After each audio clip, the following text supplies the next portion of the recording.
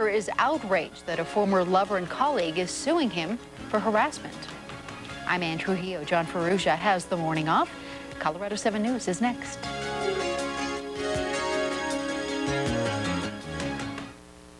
The next generation of weather radar is here. NexRad 7. NexRad is today's most powerful and precise weather radar. And Colorado 7 has it now. The difference between ordinary Doppler and NexRad is like watching this compared to this. And that makes a big difference when it comes to warning you about severe weather. When advance warning counts, count on Colorado's most advanced weather radar. NexRad 7 on Colorado 7 News. If you want to fill a room, it's big or small, come and see us at Grand, because we've got it all. Grand's got it. It's Grand Furniture's Grand Slam Week. Your perfect time to save money on our Grand Slam packages. Get this complete 6-piece living room set for only $398. You get this modern living room set, 2 end tables, a coffee table, and a beautiful designer lamp. You get it all.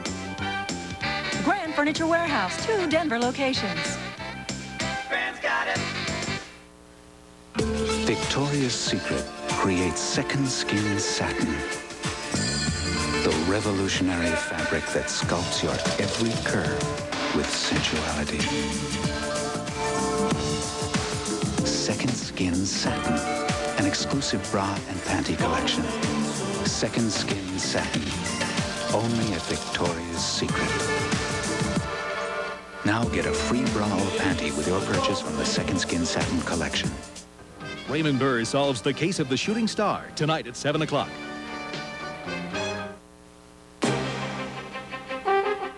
It's 11:30. You're watching KMGH TV. Live from Denver, this is Colorado's 7 News with Ann Trujillo, John Ferrugia, and meteorologist Ron Allen. The news starts now. Hello, everyone, and thanks for joining us today. A Vail area man has died in Thailand, and friends and family are trying to sort out conflicting versions of exactly what happened.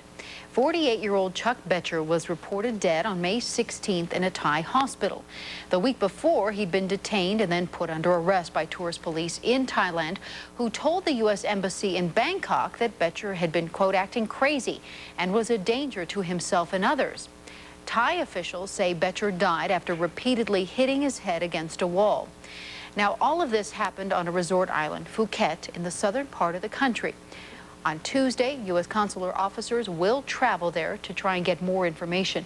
Now, there's confusion over whether Betcher was taken into custody at a gas station or a gift shop.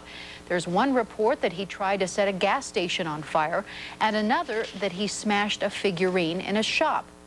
Betcher's ex-wife and his sister here in Colorado say he also called a friend in Glenwood Springs last week and said he was scared to death after running into some sort of trouble at a diving shop. More compelling testimony today in the Tom Holler murder trial. Prosecutors are outlining detective work that led to the arrest of Shane Davis and Stephen Harrington. This comes after yesterday's dramatic courtroom events when 2 jurors were dismissed because the judge was concerned about their fairness. Julie Hayden has been covering this trial for us. And Julie, I understand there's been more compelling testimony today. That's right, Ann, and another bizarre development. Just a couple of minutes ago, the judge issued arrest warrants for 2 children who were expected to be hostile prosecution witnesses. They're the children of Stephen Harrington's girlfriend. She's expected to testify later on for the defense that Harrington was with her at the times of the murders, thus giving him an alibi. Prosecutors, however, want to talk to her kids about that. But this morning in court, prosecutors say they've been unable to find the kids. Apparently, they accuse the girlfriend of hiding the kids, keeping them out of school, and in order to make sure that they get here eventually, the judge issued an arrest warrant. Earlier today, though, the big focus for prosecutors was proving that Shane Davis's girlfriend lied yesterday on the stand. Detective Calvin Hemphill told jurors that Lonica Jones, Shane Davis's girlfriend, told him that a coin purse, watch, and a baseball cap belonged to Davis. Now, that's crucial because those items were found in the Holler's car.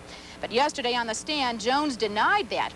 However, today, prosecutors played a tape of the police interview in court proving that she was lying. Now, 2 jurors who were dismissed yesterday because the judge had concern about their fairness indicated they hadn't been putting much stock in what she was saying all along. But surprisingly, they also were not convinced by testimony from eyewitnesses, including Christina Holler. Well, it seemed to me like nobody was actually right there in their face, and nobody saw both of them right there. I'm sure that Christina believed what she was saying. You know, I'm sure she didn't get up and lie consciously or anything like that. But there was a lot of other witnesses and a lot of other evidence that needed to be weighed.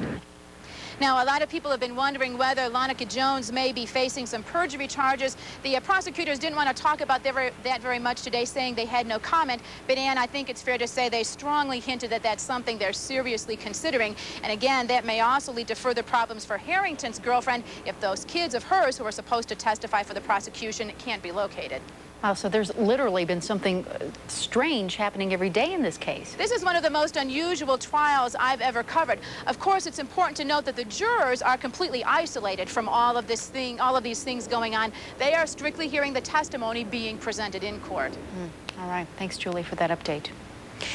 Lakewood police are looking for a gunman who robbed a grocery store last night and threatened employees. Police surrounded the grocery warehouse at Wadsworth and Jewel, but the robber had already gotten away with some cash. A SWAT team got everyone out of the store safely except one missing employee, but he was later found after calling 911 from his hiding place inside the store. He said the robber had held a gun to his head, but then let him go. 2 convicted murderers were